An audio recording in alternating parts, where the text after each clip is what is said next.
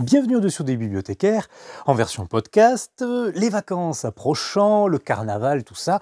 Je me suis dit que c'était un temps tout à fait consacré à nos petits amis enfants, mais aussi aux grands-enfants. Et pour l'occasion, j'avais envie de vous proposer la lecture des contes de Perrault, donc dans la version originelle, et notamment dans celle illustrée par le merveilleux Gustave Doré. Nous avons cette version-là dans le fonds de conservation patrimoniale. N'hésitez pas à vous inscrire aux fameuses visites qu'on propose de la bibliothèque pour l'histoire du livre, pour découvrir du coup nos petits trésors. Et tout de suite, nous entamons les contes de Charles Perrault, illustrés par Gustave Doré, et le premier, non des moindres, le petit chaperon rouge. Il était une fois une petite fille de village, la plus jolie qu'on eût su voir. Sa mère en était folle, et sa mère grand plus folle encore.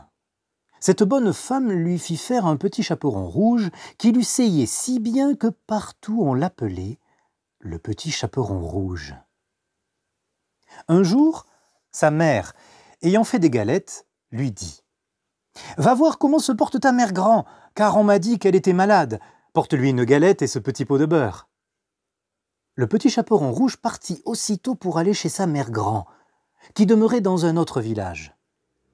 En passant dans un bois, elle rencontra compère le loup, qui eut bien envie de la manger, mais il n'osa, à cause de quelques bûcherons qui étaient dans la forêt.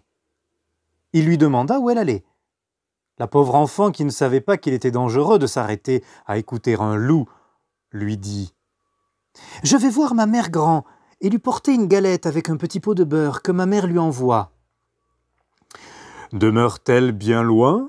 lui dit le loup. « Oh oui, » dit le petit chaperon rouge, « c'est par-delà le moulin, que vous voyez tout là-bas, à la première maison du village. »« Eh bien, » dit le loup, « je veux l'aller voir aussi. Je m'y en vais par ce chemin-ci, et toi par ce chemin-là, et nous verrons à qui plus tôt y sera. » Le loup se mit à courir de toute sa force par le chemin qui était le plus court, et la petite fille s'en alla par le chemin le plus long, s'amusant à cueillir des noisettes, à courir avec des papillons et à faire des bouquets des petites fleurs qu'elle rencontrait. Le loup ne fut pas longtemps à arriver à la maison de la mère grand. Il heurte. Toc, toc. « Qui est là ? » « C'est votre fille, le petit chaperon rouge, » dit le loup en contrefaisant sa voix, « qui vous apporte une galette et un petit pot de beurre que ma mère vous envoie. » La bonne mère grand, qui était dans son lit à cause qu'elle se trouvait un peu mal, lui cria « Tire la chevillette et la bobinette chérera !» Le loup tira la chevillette et la porte s'ouvrit. Il se jeta sur la bonne femme et la dévora en moins de rien, car il y avait plus de 3 jours qu'il n'avait mangé. Ensuite, il ferma la porte et s'alla coucher dans le lit de la mère grand, en attendant le petit chaperon rouge qui, quelque temps après, vint heurter à la porte. Toc, toc. « Qui est là ?» Le petit chaperon rouge, qui entendit la grosse voix du loup, eut peur d'abord, mais croyant que sa mère grand était enrhumée, répondit « C'est votre fille, le petit chaperon rouge, qui vous apporte une galette et un petit pot de beurre que ma mère vous envoie. » Le loup lui cria, en adoucissant un peu sa voix, « Tire la chevillette, la bobinette chérera !» Le petit chaperon rouge tira la chevillette et la porte s'ouvrit. Le loup, la voyant entrer, lui dit, en se cachant dans le lit sous la couverture, « Mets la galette et le petit pot de beurre sur la huche et viens te coucher avec moi. » Le petit chaperon rouge se déshabille et va se mettre dans le lit, où elle fut bien étonnée de voir comment sa mère grand était faite en son déshabillé. Elle lui dit « Ma mère grand, que vous avez de grands bras. »« C'est pour mieux t'embrasser, ma fille. »« Ma mère grand, que vous avez de grandes jambes. »« C'est pour mieux courir, mon enfant. »« Ma mère grand, que vous avez de grandes oreilles. »« C'est pour mieux écouter, mon enfant. »« Ma mère grand, que vous avez de grands yeux. » c'est pour mieux voir, mon enfant. Ma mère grand, que vous avez de grandes dents, c'est pour mieux te manger. Et en disant ces mots, le méchant loup se jeta sur le petit chaperon rouge et la mangea.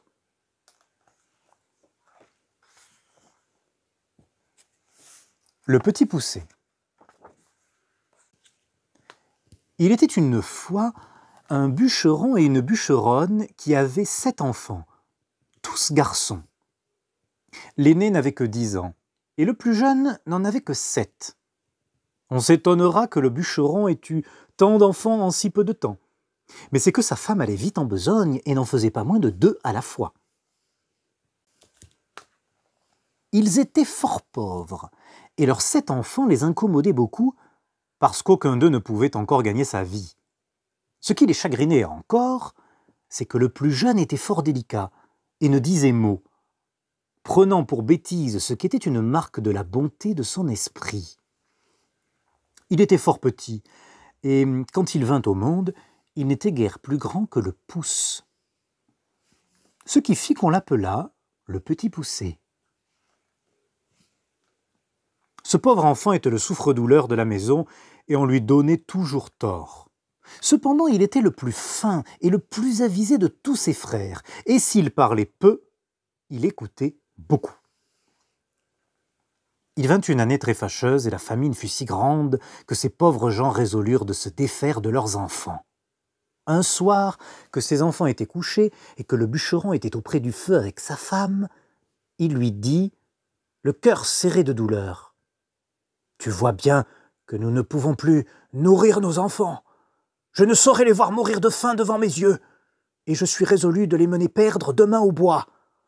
Ce qui sera bien avisé, car, tandis qu'ils s'amuseront à fagoter, nous n'avons qu'à nous enfuir sans qu'ils nous voient. »« Ah !»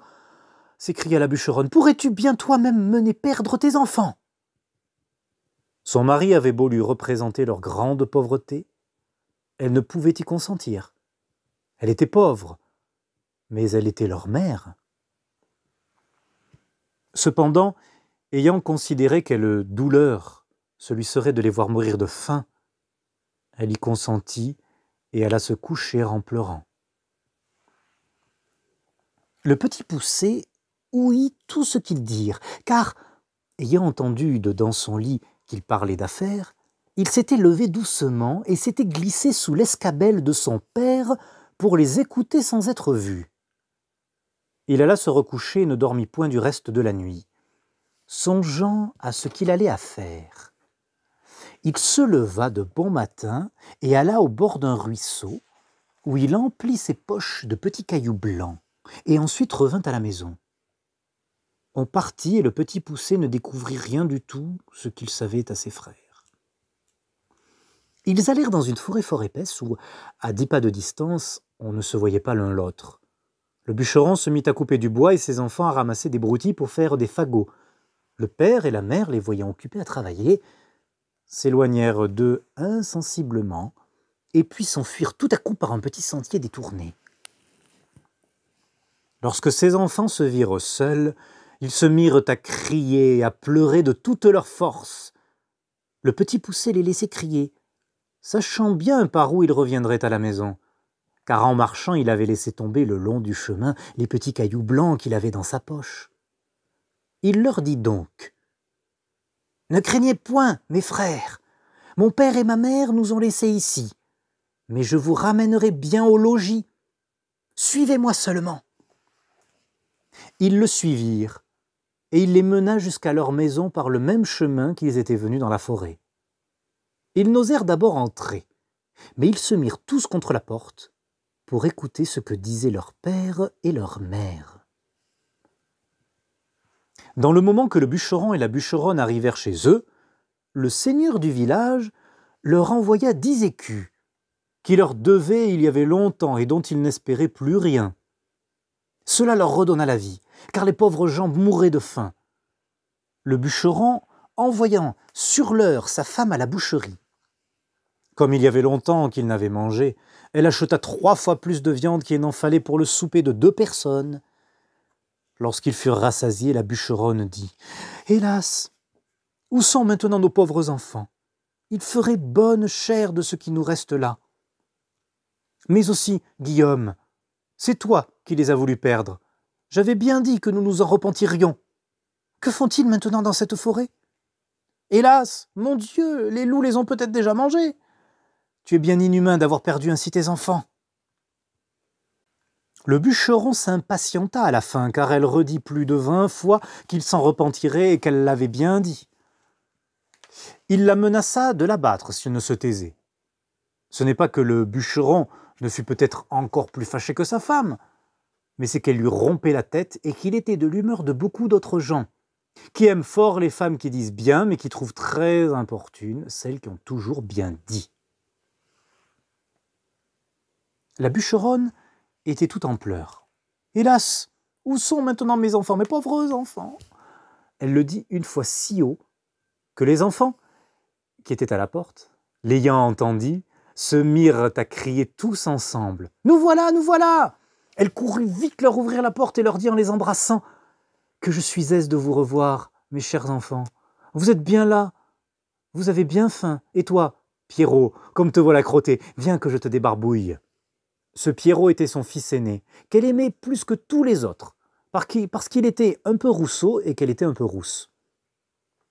Ils se mirent à table et mangèrent d'un appétit qui faisait plaisir au père et à la mère, à qui ils racontaient la peur qu'ils avaient eue dans la forêt, en parlant presque toujours tous ensemble. Ces bonnes gens étaient ravis de revoir leurs enfants avec eux, et cette joie dura tant que les 10 écus durèrent. Mais lorsque l'argent fut dépensé, ils retombèrent dans leur premier chagrin et résolurent de les perdre encore, et pour ne pas manquer le coup, de les mener bien plus loin que la première fois. Ils ne purent parler de cela si secrètement qu'ils ne fussent entendus par le petit Poucet, qui fit son compte de sortir d'affaires comme il avait déjà fait. Mais, quoiqu'il se fût levé de grand matin pour aller ramasser des petits cailloux, il ne put en venir à bout, car il trouva la porte de la maison fermée à double tour. Il ne savait que faire. Lorsque la bûcheronne leur ayant donné à chacun un morceau de pain pour leur déjeuner, il songea qu'il pourrait se servir de son pain au lieu de cailloux, en le jetant par miettes le long des chemins où il passerait. Il le serra donc dans sa poche. Le père et la mère les emmenèrent dans l'endroit de la forêt le plus épais et le plus obscur. Et dès qu'ils y furent, ils gagnèrent un faux fuyant et les laissèrent là. Le petit Poucet ne s'en chagrina pas beaucoup, parce qu'il croyait retrouver aisément son chemin, par le moyen de son pain qu'il avait semé partout où il avait passé. Mais il fut bien surpris lorsqu'il ne put en retrouver une seule miette. Les oiseaux étaient venus qui avaient tout mangé. Les voilà donc bien affligés, car plus ils s'égaraient, plus ils s'enfonçaient dans la forêt. La nuit vint, et il s'éleva un grand vent qui leur faisait des peurs épouvantables. Ils croyaient n'entendre de tous côtés que des hurlements de loups qui venaient à eux pour les manger. Ils n'osaient presque se parler ni tourner la tête. Il survint une grosse pluie qui les perça jusqu'aux os. Ils glissaient à chaque pas, tombaient dans la boue, d'où ils se relevaient tout crottés, ne sachant que faire de leurs mains. Le petit Poucet grimpa au haut d'un arbre pour voir s'il ne découvrirait rien. Tournant la tête de tous côtés, il vit une petite lueur comme celle d'une chandelle, mais qui était bien loin, par-delà la forêt. Il descendit de l'arbre, et lorsqu'il fut à terre, il ne vit plus rien. Cela le désola. Cependant, ayant marché quelque temps avec ses frères, du côté qu'il avait vu la lumière, il la revit en sortant du bois. Ils arrivèrent enfin à la maison où était cette chandelle, non sans bien des frayeurs, car souvent ils la perdaient de vue, ce qui leur arrivait toutes les fois qu'ils descendaient dans quelque fond. Ils heurtèrent à la porte et une bonne femme vint leur ouvrir. Elle leur demanda ce qu'ils voulaient. Le petit Poucet lui dit qu'ils étaient de pauvres enfants qui s'étaient perdus dans la forêt et qui demandaient à coucher par charité. Cette femme, les voyant tous si jolis, se mit à pleurer et leur dit « Hélas, mes pauvres enfants, où êtes-vous venus? Savez-vous bien que c'est ici la maison d'un ogre qui mange les petits enfants ?»« Hélas, madame, lui répondit le petit poucet, qui tremblait de toute sa force aussi bien que ses frères. Que ferons-nous? Il est bien sûr que les loups de la forêt ne manqueront pas de nous manger cette nuit.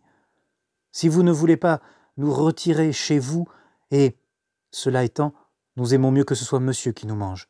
Peut-être qu'il aura pitié de nous, si vous voulez bien l'en prier. »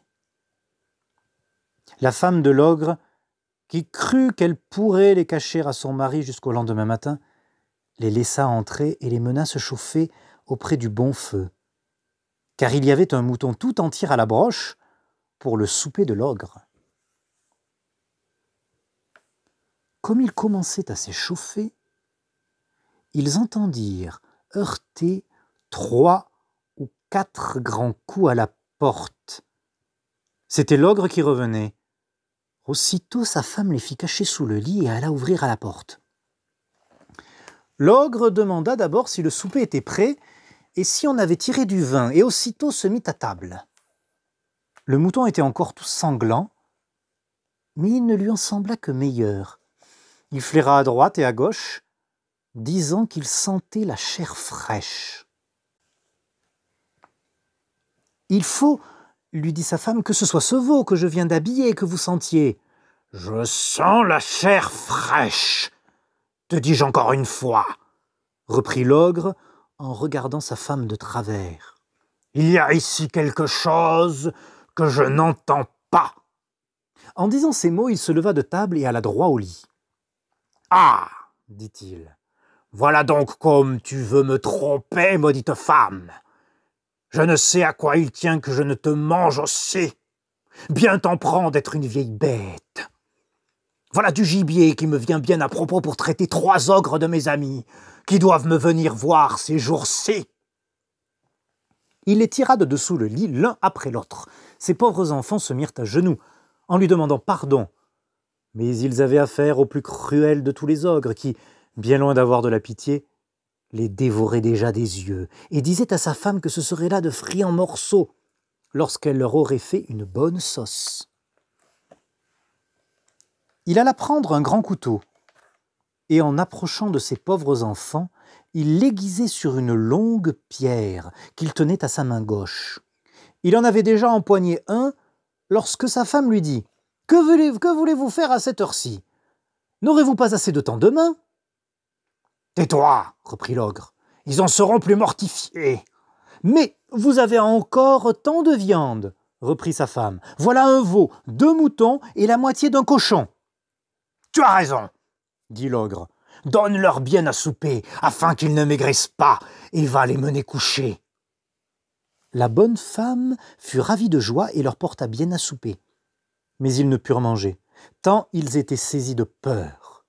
Pour l'ogre, il se remit à boire, ravi d'avoir de quoi si bien régaler ses amis. Il but une 12aine de coups de plus qu'à l'ordinaire, ce qui lui donna un peu dans la tête et l'obligea de s'aller coucher. L'ogre avait 7 filles qui n'étaient encore que des enfants. Ces petites ogresses avaient toutes le teint fort beau, parce qu'elles mangeaient de la chair fraîche, comme leur père. Mais elles avaient de petits yeux gris et tout ronds, le nez crochu et une fort grande bouche avec de longues dents fort aiguës et fort éloignées l'une de l'autre. Elles n'étaient pas encore fort méchantes, mais elles promettaient beaucoup, car elles mordaient déjà les petits enfants pour en sucer le sang. On les avait fait coucher de bonne heure, et elles étaient toutes 7 dans un grand lit, ayant chacune une couronne d'or sur la tête. Il y avait dans la même chambre un autre lit de la même grandeur. Ce fut dans ce lit que la femme de l'ogre mit coucher les 7 petits garçons, après quoi elle s'alla coucher auprès de son mari. Le petit poucet, qui avait remarqué que les filles de l'ogre avaient des couronnes d'or sur la tête, et qui craignait qu'il ne prît à l'ogre quelque remords de ne les avoir pas épargnés dès le soir même, se leva vers le milieu de la nuit, et, prenant les bonnets de ses frères et le sien, il alla tout doucement les mettre sur la tête des 7 filles de l'ogre. Après leur avoir ôté leur couronne d'or, qu'il mit sur la tête de ses frères et sur la sienne, afin que l'ogre les prît pour ses filles et ses filles pour les garçons qu'il voulait égorger. La chose réussit comme il l'avait pensé, car l'ogre, s'étant éveillé sur le minuit, eut regret d'avoir différé au lendemain ce qu'il pouvait exécuter la veille. Il se jeta donc brusquement hors du lit et, prenant son grand couteau, « Allons voir, dit-il, comment se portent nos petits drôles, n'en faisons pas à 2 fois. »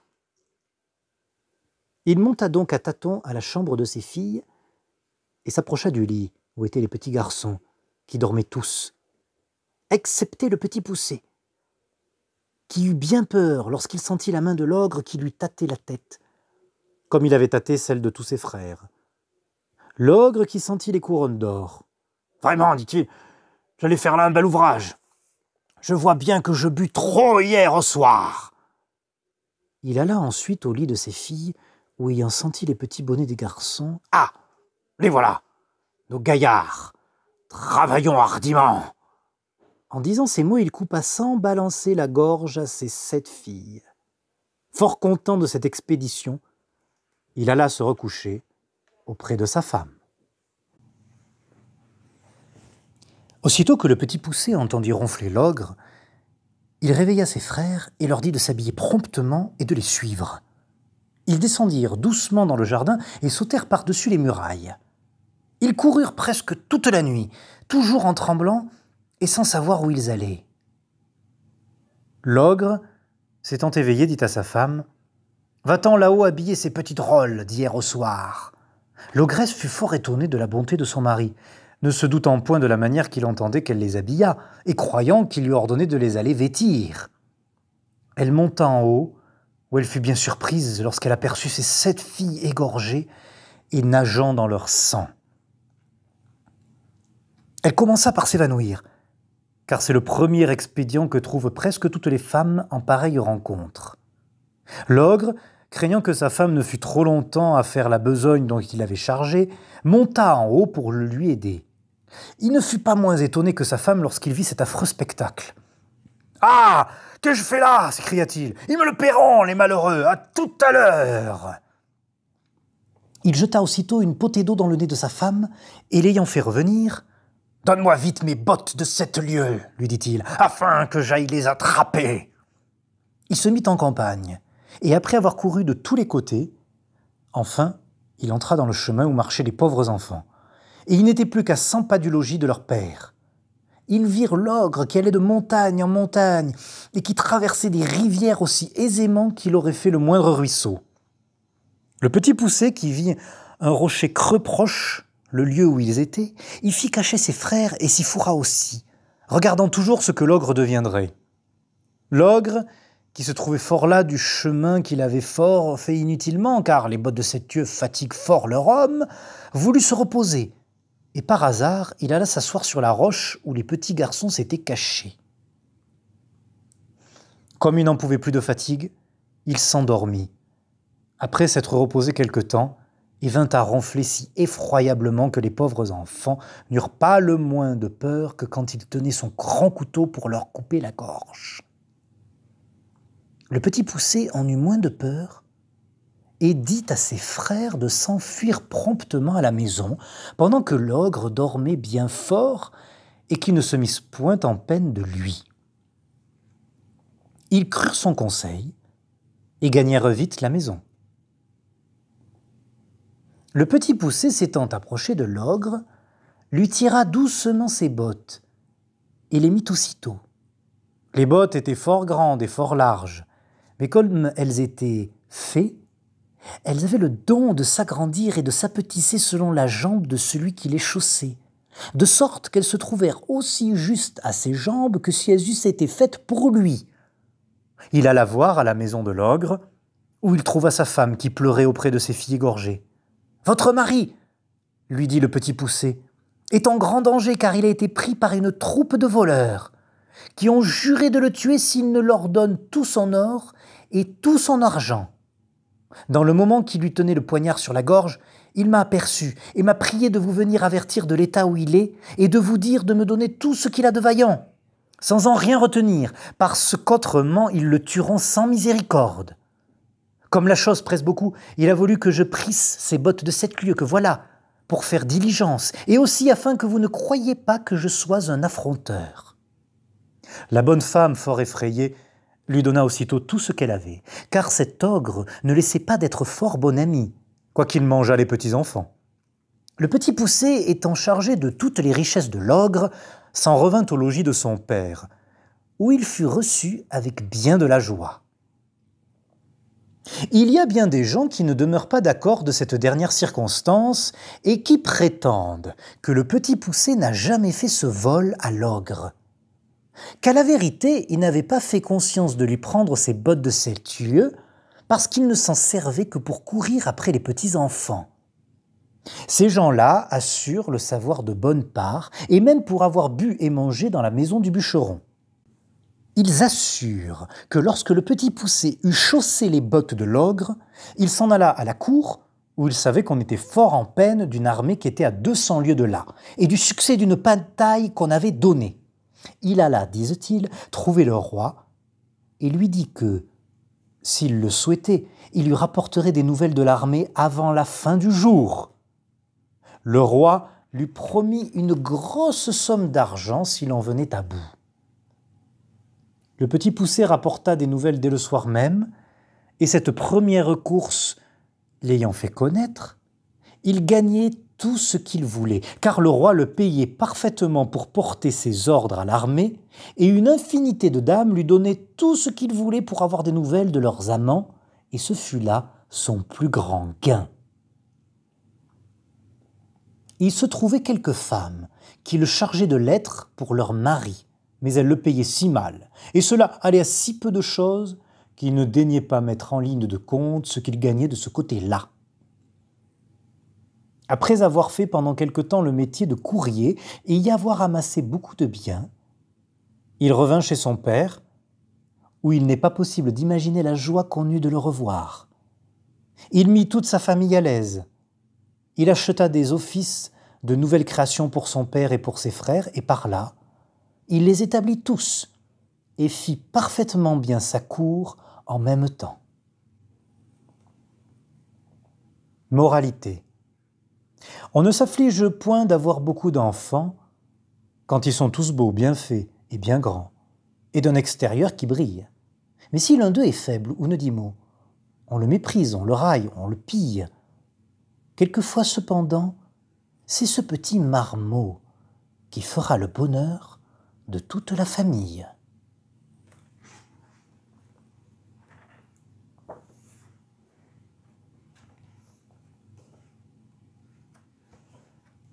La Belle au bois dormant.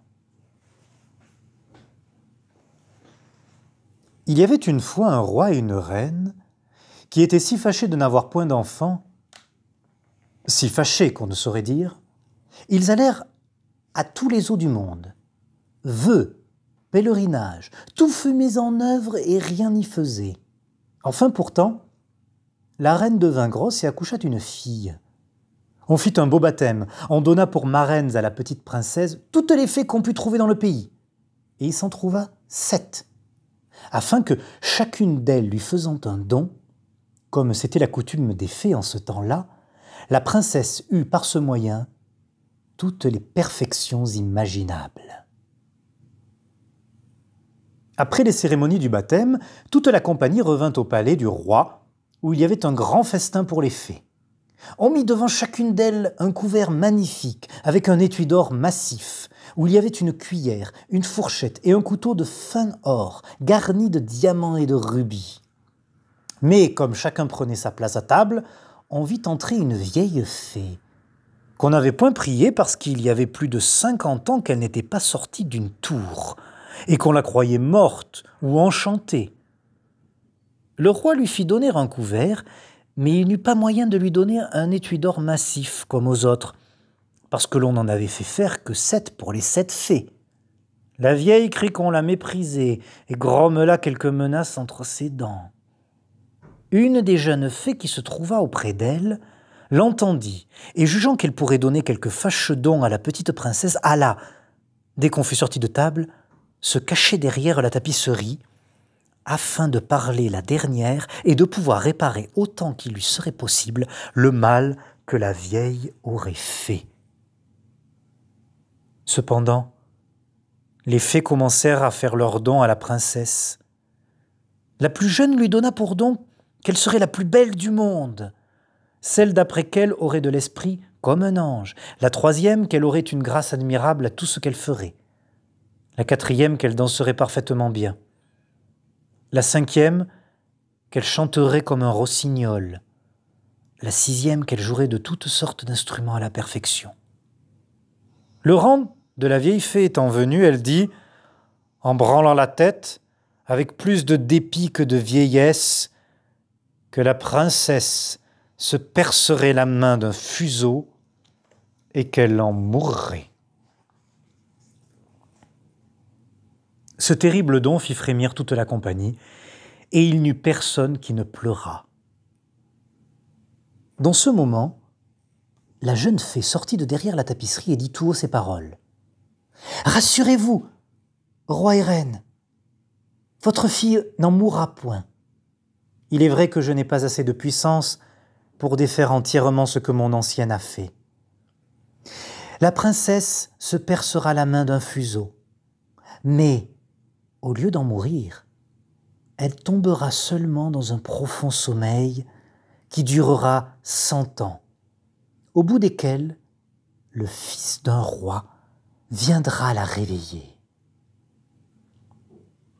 Le roi, pour tâcher d'éviter le malheur annoncé par la vieille, fit publier aussitôt un édit par lequel il défendait à toutes les personnes de filer au fuseau, ni d'avoir des fuseaux chez soi, sous peine de la vie. Au bout de 15 ou 16 ans, le roi et la reine étant allés à une de leurs maisons de plaisance, il arriva que la jeune princesse, courant un jour dans le château et montant de chambre en chambre, alla jusqu'au haut d'un donjon, dans un petit galetas, où une bonne vieille était à filer sa quenouille. Cette bonne femme n'avait point ouï parler des défenses que le roi avait faites de filer au fuseau. « Que faites-vous là, ma bonne femme ?» dit la princesse. « Je file, ma belle enfant !»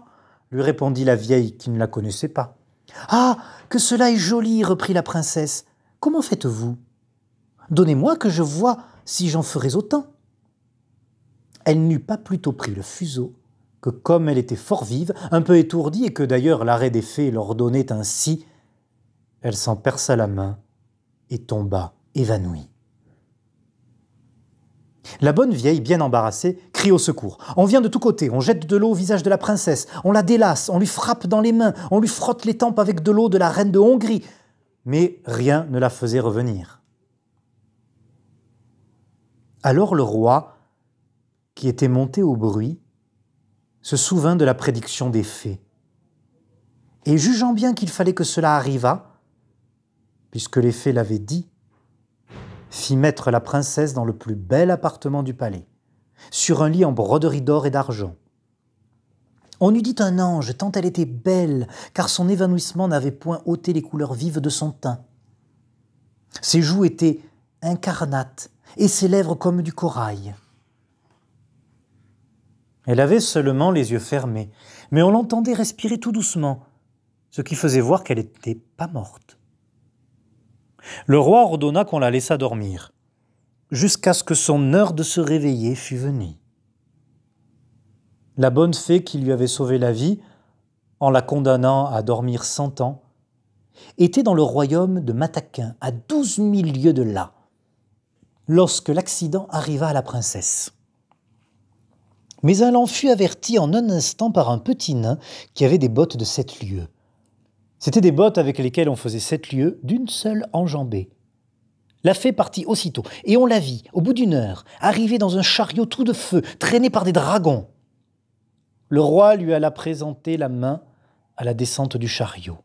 Elle approuva tout ce qu'il avait fait, mais comme elle était grandement prévoyante, elle pensa que quand la princesse viendrait à se réveiller, elle serait bien embarrassée toute seule dans ce grand château.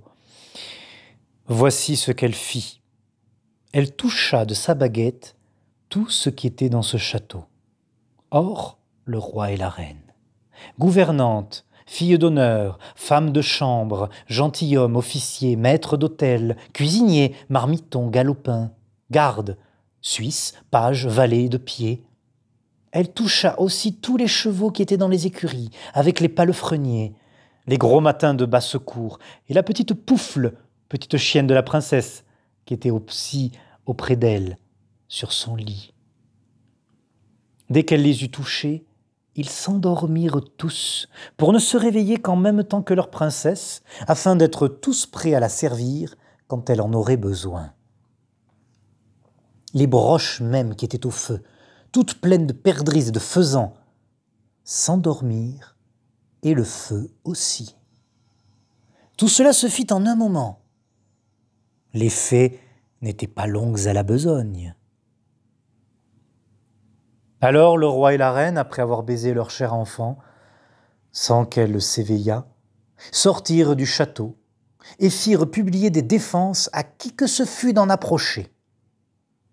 Ces défenses n'étaient pas nécessaires, car il crut, dans un quart d'heure, tout autour du parc, une si grande quantité de grands arbres et de petits, de ronces et d'épines entrelacées les unes dans les autres, que bête ni homme n'y aurait pu passer, en sorte qu'on ne voyait plus que le haut des tours du château.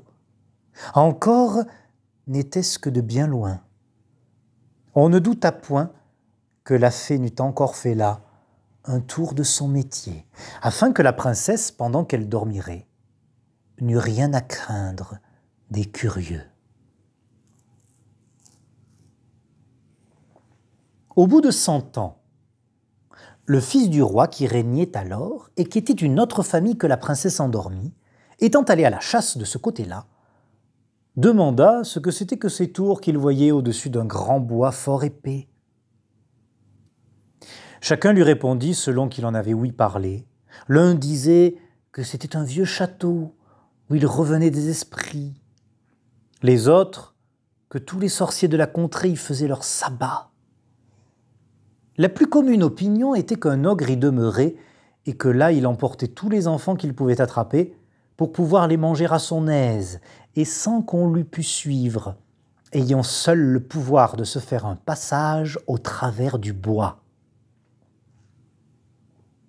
Le prince ne savait qu'en croire, lorsqu'un vieux paysan prit la parole et lui dit « Mon prince, il y a plus de 50 ans que j'ai ouï dire de mon père qu'il y avait dans ce château une princesse, la plus belle qu'on eût su voir, qu'elle devait dormir 100 ans et qu'elle serait réveillée par le fils d'un roi, à qui elle était réservée. » Le jeune prince, à ce discours, se sentit tout de feu. Il crut, sans balancer, qu'il mettrait fin à une si belle aventure, et poussé par l'amour et par la gloire, il résolut de voir sur le champ ce qu'il en était. À peine s'avança-t-il vers le bois, que tous ces grands arbres, ces ronces et ces épines s'écartèrent d'eux-mêmes pour le laisser passer. Il marcha vers le château qu'il voyait au bout d'une grande avenue où il entra. Et ce qui le surprit un peu, il vit que personne de ces gens ne l'avait pu suivre, parce que les arbres s'étaient rapprochés dès qu'il avait été passé. Il ne laissa pas de continuer son chemin. Un prince jeune et amoureux et toujours vaillant, il entra dans une grande avant-cour, où tout ce qu'il vit d'abord était capable de le glacer de crainte. C'était un silence affreux. L'image de la mort s'y présentait partout, et ce n'était que des corps étendus d'hommes et d'animaux qui paraissaient morts. Il reconnut pourtant bien, au nez bourgeonné et à la face vermeille des Suisses, qu'ils n'étaient qu'endormis, et leur tasse, où il y avait encore quelques gouttes de vin, montrait assez qu'ils s'étaient endormis en buvant.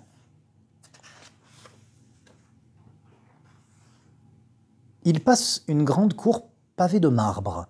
Il monte l'escalier, il entre dans la salle des gardes, qui était rangée en haie, la carabine sur l'épaule et ronflant de leur mieux. Il traverse plusieurs chambres, pleine de gentilshommes et de dames, dormant tous, les uns debout, les autres assis.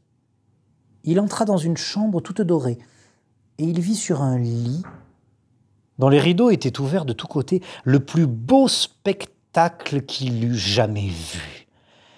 Une princesse qui paraissait avoir 15 ou 16 ans, et dont l'éclat resplendissant avait quelque chose de lumineux et de divin. Il s'approcha en tremblant et en admirant, et se mit à genoux auprès d'elle. Alors, comme la fin de l'enchantement était venue, la princesse s'éveilla et le regardant avec des yeux plus tendres qu'une première vue ne semblait le permettre. « Est-ce vous, mon prince ?» lui dit-elle. « Vous vous êtes bien fait attendre. » Le prince, charmé de ces paroles et plus encore de la manière dont elles étaient dites, ne savait comment lui témoigner sa joie et sa reconnaissance. Il l'assura qu'il l'aimait plus que lui-même. Ses discours furent mal rangés, ils en plurent davantage. Peu d'éloquence, beaucoup d'amour. Il était plus embarrassé qu'elle, et l'on ne doit pas s'en étonner. Elle avait eu le temps de songer à ce qu'il aurait à lui dire. Car il y a apparence. L'histoire n'en dit pourtant rien, que la bonne fée, pendant un si long sommeil, lui avait procuré le plaisir des songes agréables. Enfin, il y avait 4 heures qu'ils se parlaient et ils ne s'étaient pas encore dit la moitié des choses qu'ils avaient à se dire. Cependant, tout le palais s'était réveillé avec la princesse, chacun songeait à faire sa charge, et comme ils n'étaient pas tous amoureux, ils mouraient de faim. La dame d'honneur, pressée comme les autres, s'impatientant, et dit tout haut à la princesse que la viande était servie. Le prince aida la princesse à se relever, elle était toute habillée, fort magnifiquement, mais il se garda bien de lui dire qu'elle était habillée comme ma mère grand, et qu'elle avait un collet monté. Elle n'en était pas moins belle. Ils passèrent dans un salon de miroirs et y soupèrent, servis par les officiers de la princesse. Les violons et les hautbois jouèrent de vieilles pièces, mais excellentes, quoiqu'il eût près de 100 ans qu'on ne les joua plus. Et après souper, sans perdre de temps, le grand aumônier les maria dans la chapelle du château, et la dame d'honneur leur tira le rideau. Ils dormirent peu. La princesse n'en avait pas grand besoin, et le prince la quitta dès le matin pour retourner à la ville, où son père devait être en peine de lui. Le prince lui dit qu'en chassant, il s'était perdu dans la forêt et qu'il avait couché dans la hutte d'un charbonnier qui lui avait fait manger du pain noir et du fromage. Le roi son père, qui était bonhomme, le crut, mais sa mère n'en fut pas bien persuadée. Et voyant qu'elle allait presque tous les jours à la chasse, et qu'il avait toujours une raison en main pour s'excuser quand il avait couché 2 ou 3 nuits dehors, elle ne douta plus qu'il n'eût quelque amourette. Car il vécut avec la princesse plus de 2 ans entiers et en eut 2 enfants dont le premier, qui était une fille, fut nommé l'Aurore. Et le second, un fils, qu'on nomma le Jour, parce qu'il paraissait encore plus beau que sa sœur. La reine dit plusieurs fois à son fils, pour le faire expliquer, qu'il fallait se contenter dans la vie, mais il n'osa jamais lui confier son secret. Il la craignait quoiqu'il l'aimât, car elle était de race ogresse, et le roi ne l'avait épousée qu'à cause de ses grands biens. On disait même tout bas à la cour qu'elle avait les inclinations des ogres, et qu'en voyant passer de petits enfants, elle avait toutes les peines du monde à se retenir de se jeter sur eux. Ainsi le prince ne voulut jamais rien dire. Mais quand le roi fut mort, ce qui arriva au bout de 2 ans, et qu'il se vit le maître, il déclara publiquement son mariage et alla en grande cérémonie quérir la reine, sa femme, dans son château. On lui fit une entrée magnifique dans la ville capitale, où elle entra au milieu de ses 2 enfants. Quelque temps après, le roi alla faire la guerre à l'empereur Cantalabute, son voisin. Il laissa la régence du royaume à la reine sa mère et lui recommanda fort sa femme et ses enfants. Il devait être à la guerre tout l'été, et dès qu'il fut parti, la reine-mère envoya sa bru et ses enfants à une maison de campagne dans les bois, pour pouvoir plus aisément assouvir son horrible envie. Elle y alla quelques jours après et dit un soir à son maître d'hôtel « Je veux manger demain, à mon dîner, la petite Aurore. » Ah, madame, dit le maître d'hôtel. Je le veux, dit la reine. Et elle le dit d'un ton d'ogresse qui a envie de manger de la chair fraîche. Et je la veux manger à la sauce Robert. Ce pauvre homme, voyant bien qu'il ne fallait pas se jouer à une ogresse, prit son grand couteau et monta à la chambre de la petite Aurore. Elle avait pour lors 4 ans et vint, en sautant et en riant, se jeter à son cou et lui demander du bonbon. Il se mit à pleurer. Le couteau lui tomba des mains et il alla dans la basse-cour couper la gorge à un petit agneau et lui fit une si bonne sauce que sa maîtresse l'assura qu'elle n'avait jamais rien mangé de si bon. Il avait emporté en même temps la petite Aurore et l'avait donnée à sa femme pour la cacher dans le logement qu'elle avait au fond de la basse-cour. 8 jours après, la méchante reine dit à son maître d'hôtel : « Je veux manger à mon souper le petit jour !» Il ne répliqua pas, résolu de la tromper comme l'autre fois. Il alla chercher le petit jour et le trouva avec un petit fleuret à la main, dont il faisait des armes avec un gros singe. Il n'avait pourtant que 3 ans. Il le porta à sa femme qui le cacha avec la petite Aurore et donna à la place du petit jour un petit chevreau fort tendre que l'ogresse trouva admirablement bon. Cela était fort bien allé jusque-là, mais un soir, cette méchante reine dit au maître d'hôtel : « Je veux manger la reine à la même sauce que ses enfants. » Ce fut alors que le pauvre maître d'hôtel désespéra de la pouvoir encore tromper. La jeune reine avait 20 ans passés, sans compter les 100 ans qu'elle avait dormi. Sa peau était un peu dure, quoique belle et blanche, et le moyen de trouver dans la ménagerie une bête aussi dure que cela, il prit la résolution pour sauver sa vie, de couper la gorge à la reine, et monta dans sa chambre dans l'intention de n'en pas faire à 2 fois. Il s'excitait à la fureur et entra le poignard à la main dans la chambre de la jeune reine. Il ne voulut pourtant point la surprendre et il lui dit avec beaucoup de respect l'ordre qu'il avait reçu de la reine-mère. « Faites, faites, lui dit-elle en lui tendant le cou. Exécutez l'ordre qu'on vous a donné. J'irai revoir mes enfants, mes pauvres enfants, que j'ai tant aimés. » Elle les croyait morts, depuis qu'on les avait enlevés sans lui rien dire. « Non, non, madame, lui répondit le pauvre maître d'hôtel tout attendri, vous ne mourrez point, et vous ne laisserez pas d'aller revoir vos chers enfants, mais ce sera chez moi, où je les ai cachés, et je tromperai encore la reine en lui faisant manger une jeune biche à votre place. » Il la mena aussitôt à sa chambre, où la laissant embrasser ses enfants et pleurer avec eux, il alla accommoder une biche que la reine mangea à son souper avec le même appétit que si c'eût été la reine. Elle était bien contente de sa cruauté, et elle se préparait à dire au roi, à son retour, que les loups enragés avaient mangé la reine, sa femme et ses 2 enfants. Un soir qu'elle rôdait comme d'habitude dans les cours et basses-cours du château, pour y alener quelques viandes fraîches, elle entendit, dans une salle basse, le petit jour qui pleurait, parce que la reine, sa mère, le voulait faire fouetter parce qu'il avait été méchant. Et elle entendit aussi la petite Aurore qui demandait pardon pour son frère.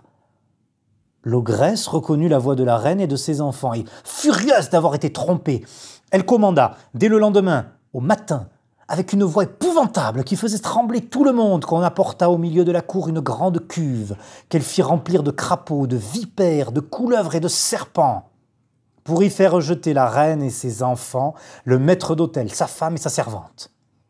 Elle avait donné l'ordre de les amener les mains liées derrière le dos. Ils étaient là, et les bourreaux se préparaient à les jeter dans la cuve, lorsque le roi, qu'on n'attendait pas si tôt, entra dans la cour à cheval. Il était venu en poste et demanda tout étonné ce que voulait dire cet horrible spectacle. Personne n'osait l'en instruire, quand l'ogresse, enragée de voir ce qu'elle voyait, se jeta elle-même la tête la première dans la cuve et fut dévorée en un instant par les vilaines bêtes qu'elle y avait fait mettre. Le roi ne laissa pas d'en être fâché. Elle était sa mère, mais il s'en consola bientôt avec sa belle femme et ses enfants. Moralité. Attendre quelque temps pour avoir un époux, riche, bien fait, galant et doux, la chose est assez naturelle, mais l'attendre 100 ans et toujours en dormant, on ne trouve plus de femelle qui dormit si tranquillement. La fable semble encore vouloir nous faire entendre que souvent de l'hymen les agréables nœuds, pour être différés, n'en sont pas moins heureux, et qu'on ne se perd rien pour attendre, mais le sexe avec tant d'ardeur aspire à la foi conjugale que je n'ai pas la force ni le cœur de lui prêcher cette morale.